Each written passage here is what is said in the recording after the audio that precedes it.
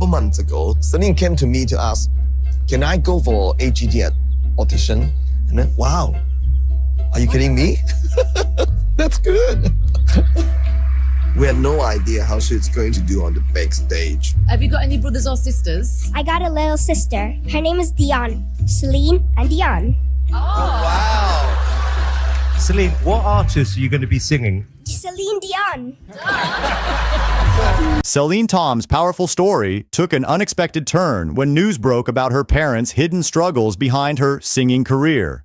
This young star, who amazed everyone on America's Got Talent, had been carrying a secret that would change how people saw her journey. After a mysterious phone call following one of her concerts, everything changed.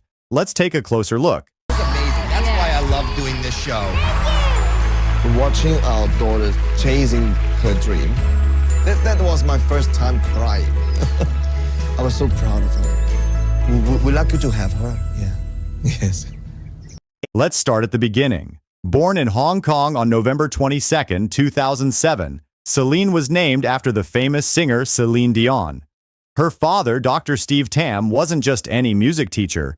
He was the force that shaped her early musical life. I first started singing when I was 3. When I grow up, my biggest dream is to be a singer. I would like to be like Celine Dion. She's beautiful. She has very good singing techniques. While most children were playing with toys, young Celine was already learning to sing. But here's what most people didn't know. Her parents spent nearly all their savings on her training, believing so strongly in her talent that they risked everything. Tonight, I'm going to be singing a song for my little sister. It's about how we love each other. AGT. We're sisters and best friends. I like to sing because it makes people happy. I have been practicing a lot for my performance. The path to success wasn't easy. Dr. Tam balanced being both a father and a coach, spending countless hours helping Celine perfect her voice. Her mother supported them both, often staying up late to help Celine practice. The family moved between Hong Kong and various cities, following opportunities for Celine to perform. This constant movement meant leaving behind friends and familiar places, but they believed it was worth it for Celine's dream. Her first big break came during the Let's Sing Kids contest in Hong Kong. Even then, something special stood out about her performance. The judges couldn't believe such a big voice could come from such a small girl. This success led her to try out for Britain's Got Talent. Though she didn't go far in that competition, it taught her valuable lessons about performing on big stages.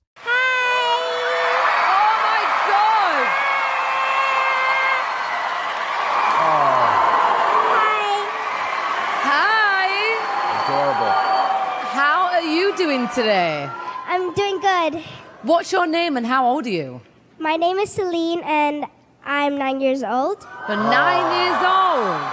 This is my dream, being in America's Got Talent. Aww. Then came the moment that changed everything. America's Got Talent in 2017. 9-year-old Celine walked onto that stage, faced Simon Cowell, Heidi Klum, Mel B, and Howie Mandel, and sang My Heart Will Go On.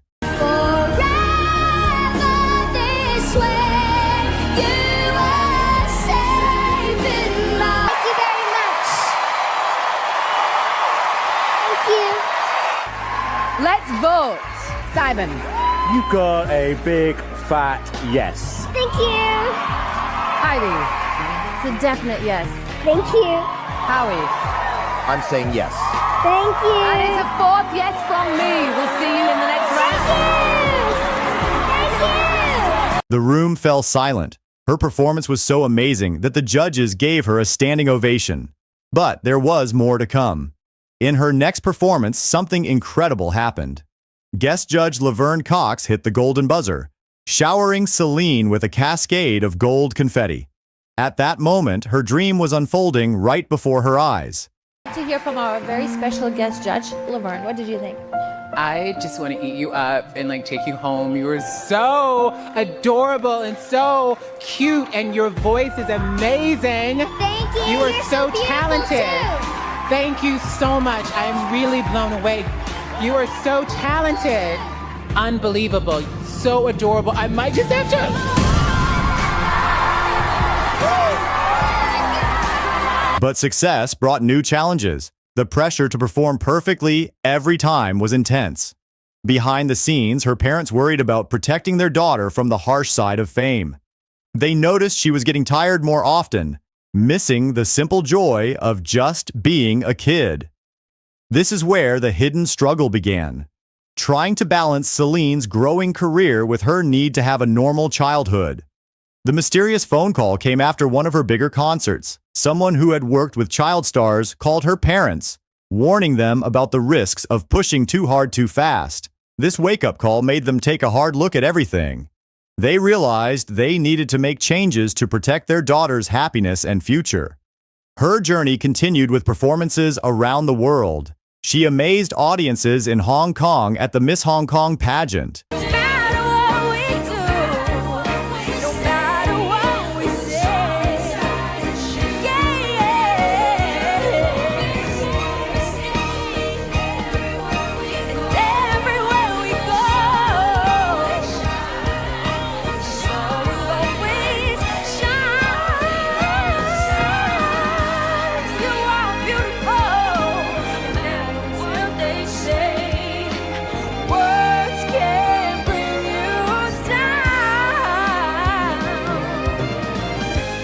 She joined forces with another young singer, Jeffrey Lee, creating beautiful duets that people loved. Their performance of You Raise Me Up spread quickly online, showing how Celine could work well with other artists.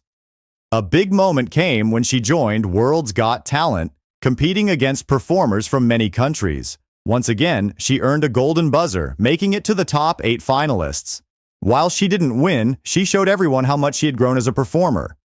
Today, Celine connects with fans through social media, sharing parts of her life and career with people who support her. She posts videos of her singing, gives updates about her performances, and shows moments from her daily life.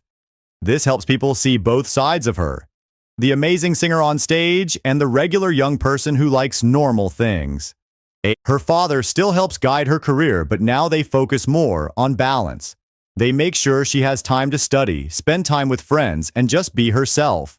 The family learned that success in music doesn't mean giving up everything else. They found a way to help Celine follow her dreams while still having a happy childhood. Looking back at her journey, from singing in Hong Kong to becoming known around the world, it's clear that Celine's story is about more than just talent. It's about a family learning how to support their daughter's amazing gift while protecting her happiness. The secret struggles they faced helped them find a better way forward.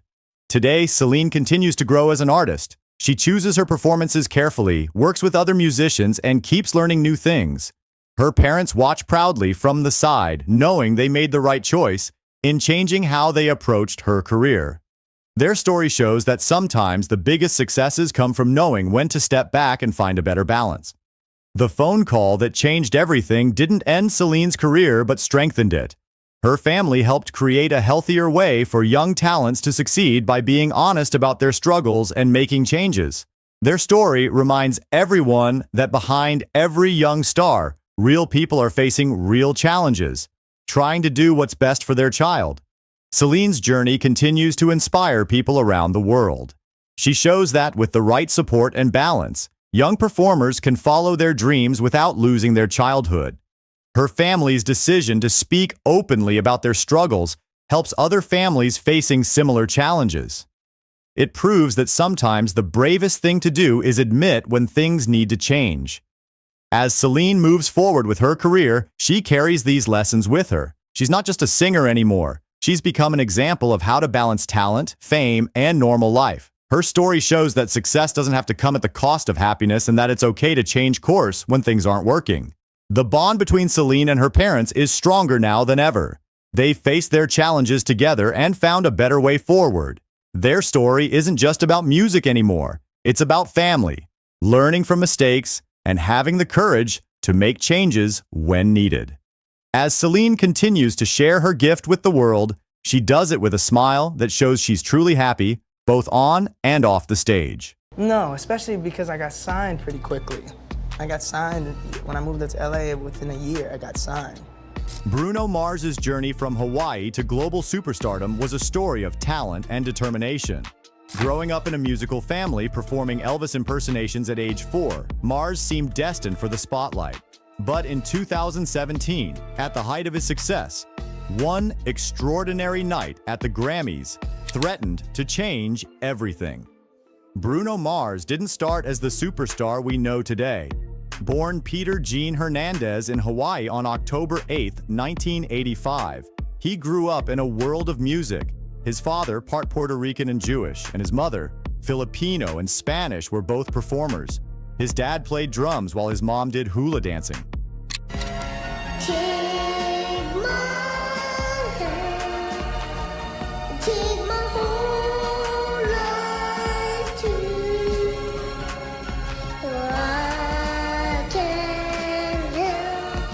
The name Bruno came from his father, who thought 2-year-old Peter looked like wrestler Bruno Sammartino.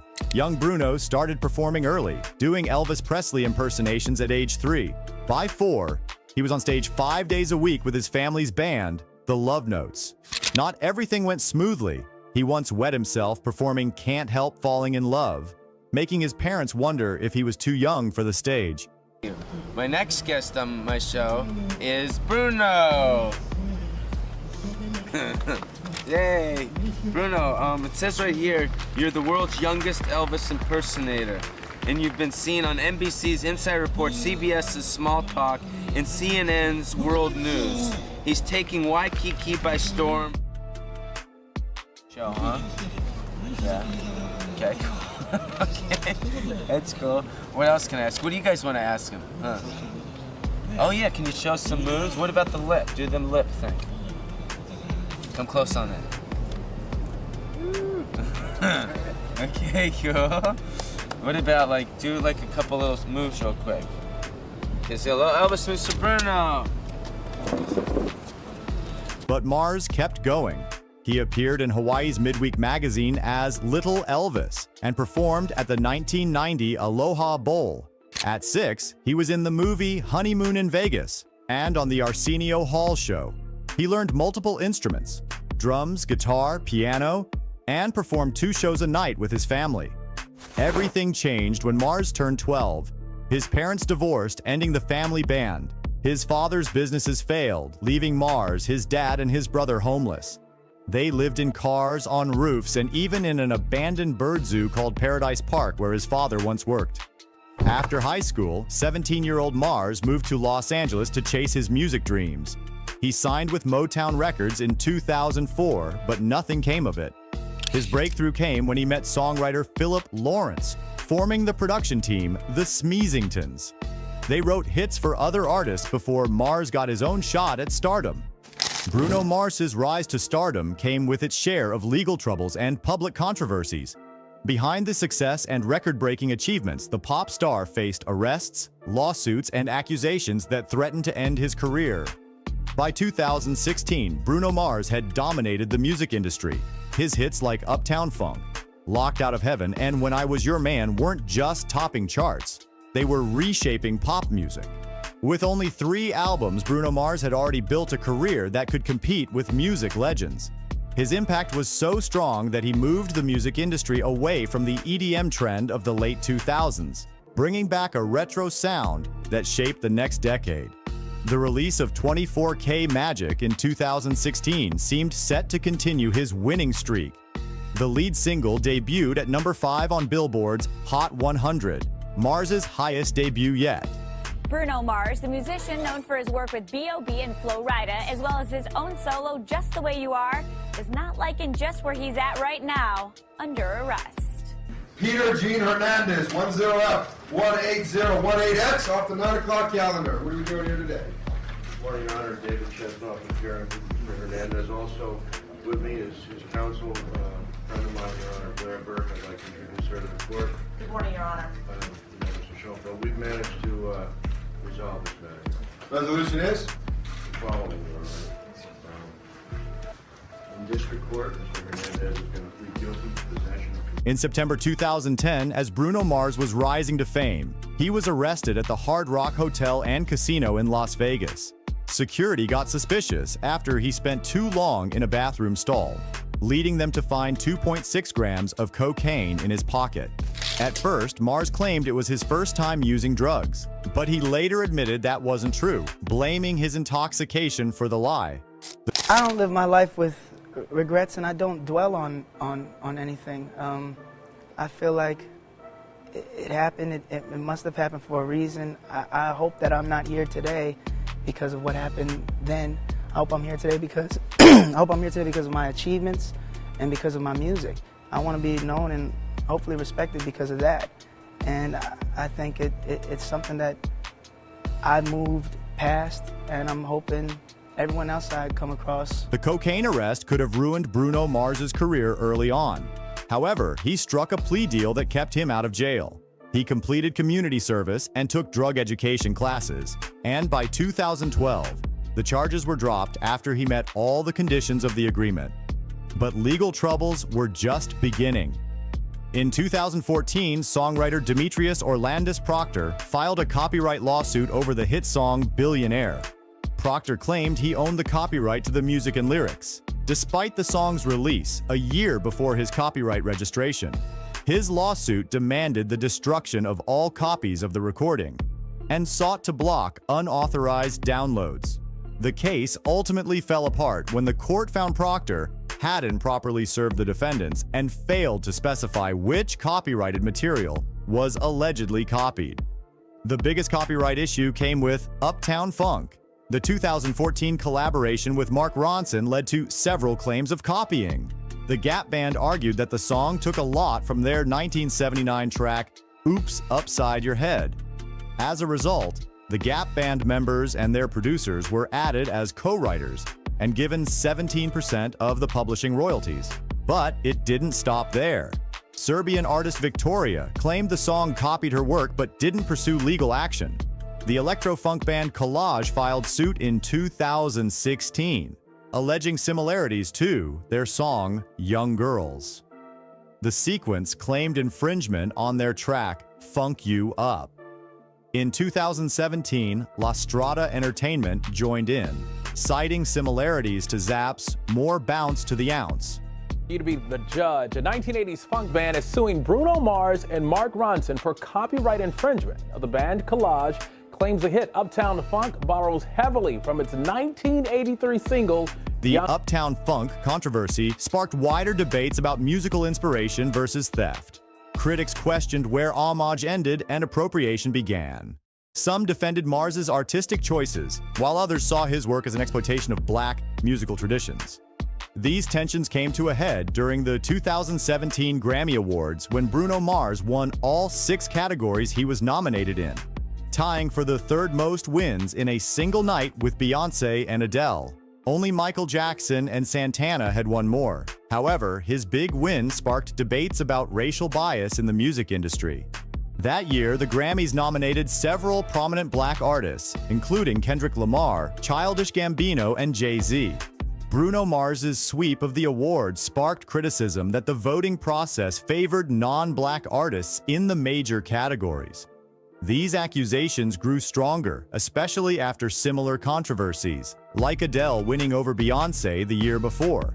Accusations of cultural appropriation grew stronger. Critics like Senshi Shashu argued that Bruno Mars takes existing work and recreates it without significant changes. She claimed that his success was largely due to white audiences favoring black culture when performed by a non-black artist. The controversy didn't end there. In 2021, the Gap Band heirs filed another lawsuit, this time against BMG Rights Management. They claimed they weren't receiving their share of Uptown Funk royalties under a 2015 agreement. While this suit was eventually dropped without settlement, it kept Mars's name in the headlines for unwanted reasons. A recent report by News Nation is true. According to the article, Mars has had a long-term residency at the Park MGM Las Vegas for 8 years and has reportedly racked up $50 million in gambling debt. A source alleged that Mars takes home $90 million from his current deal with MGM and a recently launched cocktail lounge called the Pinky Ring at Vegas-based MGM property, the Bellagio. Mars has talked in the past about his love for poker during an appearance on the show. The same year, rumors circulated about Mars owing MGM Resorts International $50 million in gambling debts.